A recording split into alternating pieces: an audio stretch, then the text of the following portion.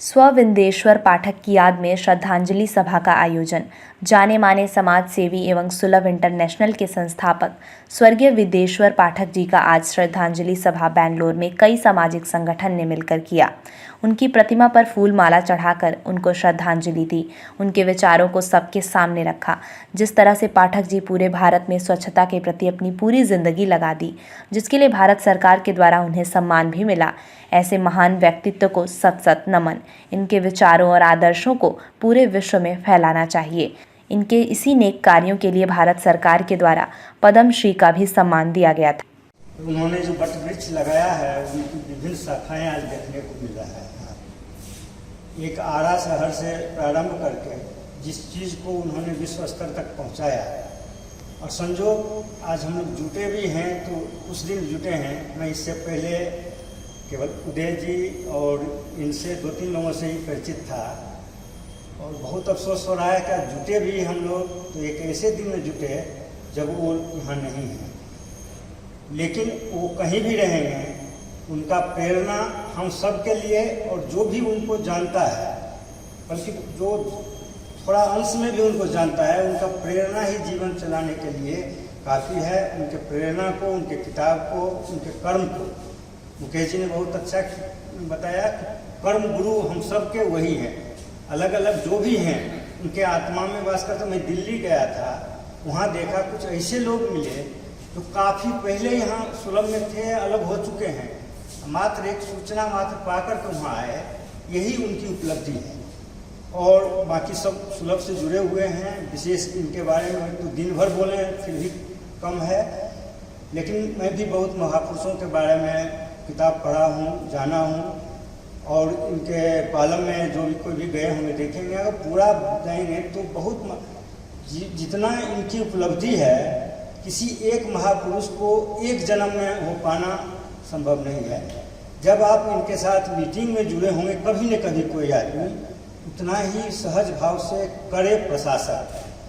किसी सांस्कृतिक कार्यक्रम में जुड़े, गीतकार, किसी कवि सम्मेलन में जाएं, कवि सोशल साइंस के सेमिनार में जाएं, सोशल साइंटिस्ट। एक में अनेक बहुत बहुगामी प्रतिनिधि कहीं न कहीं आंशिक रूप से अभी हम लोग इनसे जुड़े हुए हैं। ये बहुत बड़ी बात है हम लोगों के लिए। और उन्होंने कहा व्यक्तिगत स्मरण। कर्म क्षेत्र में तो मैं इंजीनियरिंग पढ़ के जब आया, भागलपुर से इंजीनियरिंग पास आउट किया था और टाइम पास करने के लिए आ गया। कोल इंडिया में मेरे को हो गया था। Ganga action first phase start हुआ था राजीव गांधी के टाइम में वाराणसी में, तो आ गया। जो होता है कि चलिए मेरे साथ, यही एक लाइन से मेरा अपॉइंटमेंट लेटर है, आ गया। और उसी में इतना इन्वॉल्व हुआ कि वो अपॉइंटमेंट लेटर रजिस्टर्ड पोस्ट से आया मेरे को। और पिताजी चले गए थे 4 धाम की यात्रा पर। जब मैं लेकर के पहुंचा तो टाइम निकल चुका था। फिर जब इनके यहाँ काम करते हुए, इनके पास हर किसी के पास कुछ न कुछ अनुभव होगा। सही ढंग से जो बात पहुंच जाती थी, उसमें जो न्याय मिलता था, उस सबको सहज स्वीकार होता था। कभी किसी से जोर से बोले नहीं, लेकिन उसको डिसिप्लिन में रखें। और यही आत्मीयता आज हम लोगों को एक साथ जुटने के लिए मजबूर किया है। व्यक्तिगत अनुभव बता रहे हैं। 2-3 साल पहले मेरे जीवन के, मेरा भी 55-57 वर्ष उम्र होने चला, बहुत तरह का काम, Ganga action, Jamuna action, NTPC, बहुत कुछ किया। ये अलग विषय है। लेकिन व्यक्तिगत जीवन में सबसे कुछ गिरी जी जानते होंगे, बहुत बुरा दिन आया। उन्होंने सुना, मैं अखिल भारतीय में आ गया हूँ, उन्होंने सुना, बुलाया, और 1 घंटा मैन टू मैन अकेले 1.5 साल पहले की बात हुई, और सुनते रहे, आंसू आ गया। फिर एक पिता के, उसी घटना में मेरे पिताजी का भी देहांत हो गया था। व्यक्तिगत बात अभी निकल रहा है, जो भावना, बस गलती भी हो सकती है।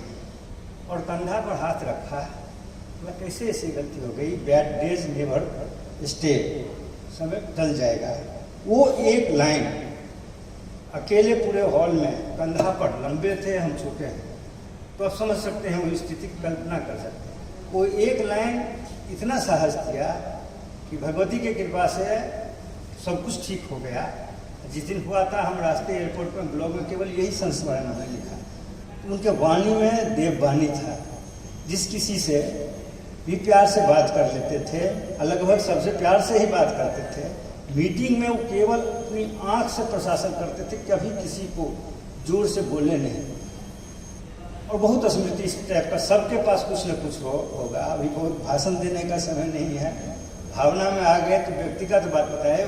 मेरे जीवन के लिए मेरे को पुत्रवत मानते थे, तो लेकिन अब परेशानी क्या है, ये हम कहे कि नहीं इतना खाली हम कभी नहीं रहते, कल से आपको फुर्सत नहीं होगा। फिर वो 6 महीने के लिए बीमार पड़ गए। और 20 तारीख को मेरा फोन आया हुआ था, उनके साथ कुछ व्यक्तिगत मीटिंग थी। हम कहे बेंगलोर मेरे को अच्छा लगा ये है, लेकिन यहाँ कुछ वैसा नहीं है।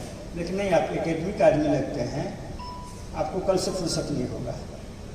नहीं सर, जितना नसीब था उतना हो पाया, लेकिन कहीं भी रहेंगे उनका वो वाणी, उनका प्रेरणा हम सबको जीवन में आगे बढ़ने के लिए काफ़ी है।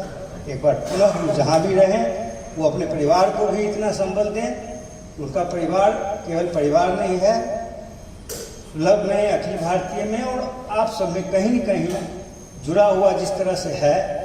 हम लोग अपने जीवन क्षेत्र में उनके मार्गदर्शन में चलें, उनके कर्मों का अनुकरण करें, जिससे कि समाज का भी भला हो और अपना भी भला।